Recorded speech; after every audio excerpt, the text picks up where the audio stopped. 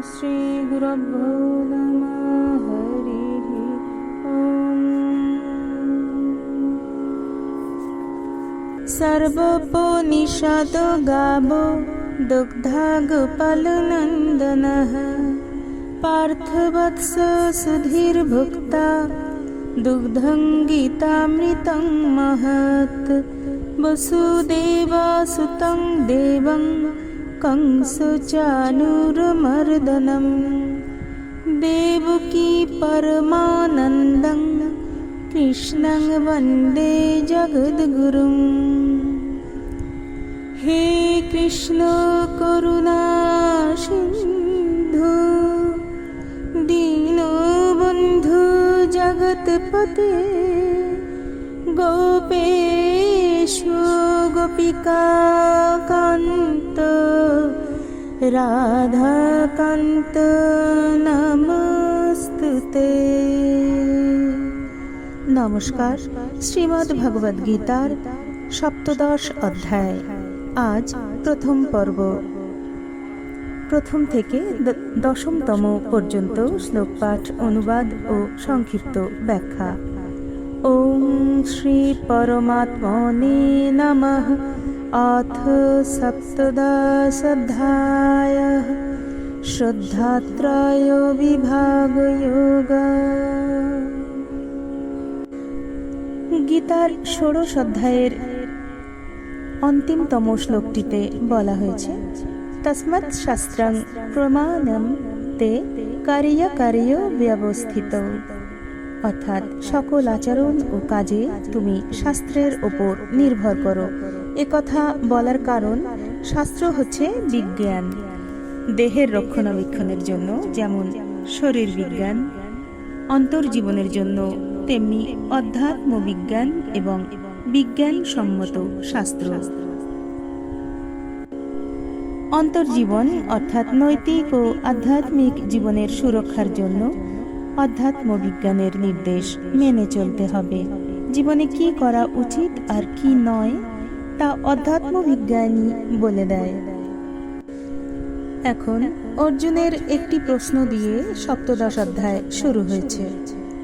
অর্জুন উবাচ শাস্ত্র বিধিমুৎসৃজ্য যজন্তে শ্রদ্ধয়ান্বিতাঃ তেষাং নিষ্ঠা তু কা কৃষ্ণ তত্ত্বমাহো রজস্তমঃ।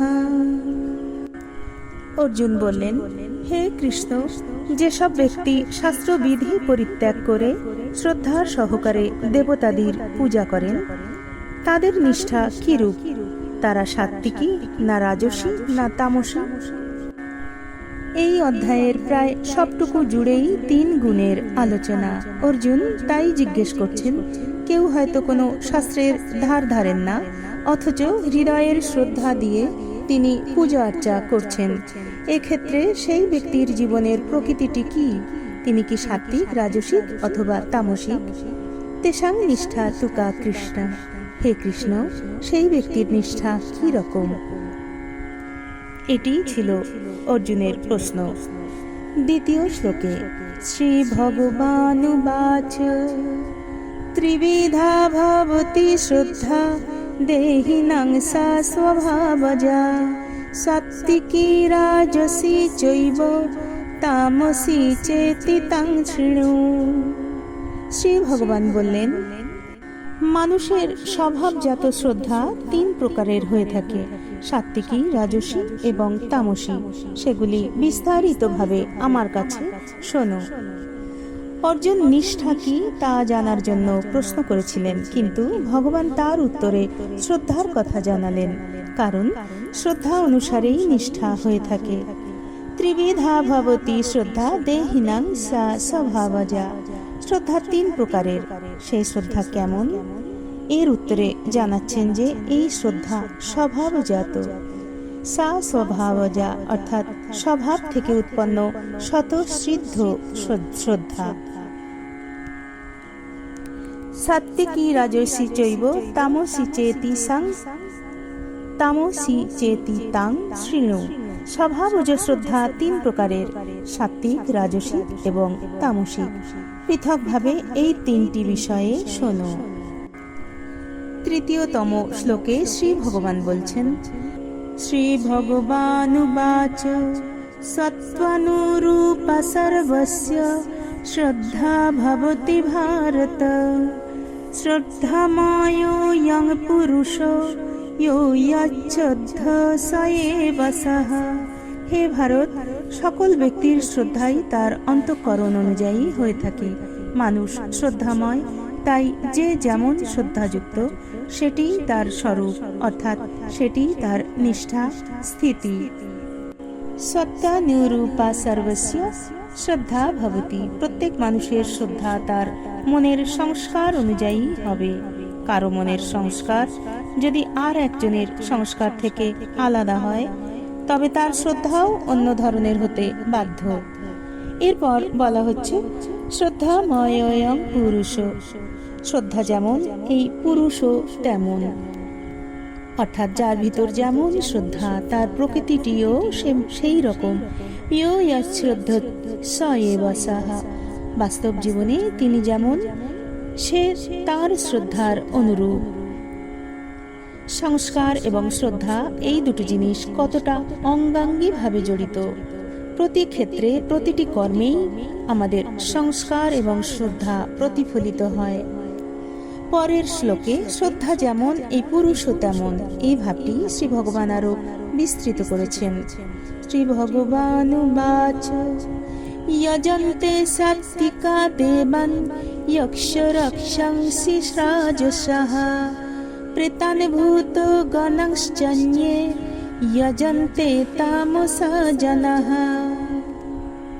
সাত্ত্বিক ব্যক্তিগণ দেবতাদের পূজা করেন, রাজসিক ব্যক্তিগণ যক্ষ ও রাক্ষসাদির পূজা করেন, আর তামসিক প্রকৃতির ব্যক্তিরা ভূত ও প্রেতের পূজা করে থাকেন। দেবগণের পূজক সাত্ত্বিক মানুষ মৃত্যুর পর দেবলোক প্রাপ্ত হন। যক্ষ রাক্ষসাদির পূজক রাজসিক মানুষ যক্ষ রাক্ষস লোক প্রাপ্ত হন, এবং ভূত প্রেতাদির পূজক তামসিক ব্যক্তি ভূত প্রেত লোক প্রাপ্ত হন। ভগবান এতক্ষণ তাদের কথা বলেছেন যারা শাস্ত্রবিধি না জানায়, তারা তা পরিত্যাগ করলেও নিজ ইষ্ট এবং পূজা পাঠে শ্রদ্ধা সম্পন্ন। এখন বিরোধিতা সহকারে যারা শাস্ত্রবিধি পরিত্যাগ করে সেই শ্রদ্ধা বর্জিত মানুষদের কর্মের বর্ণনা ভগবান পরবর্তী পঞ্চম ও ষষ্ঠতম শ্লোকে করেছেন। শ্রী ভগবানুবাচ অশাস্ত্রবিহিতং ঘোরং তপ্পন্তে ये তপো জনঃ দম্ভহংকার সংযুক্তা কামরাগ বলান্বিতাঃ কর্ষয়ন্ত শরীরস্থং ভূতগ্রামমচেতসঃ মাং চৈবান্ত শরীরস্থং তান বিদ্যাসুর নিশ্চয়ন।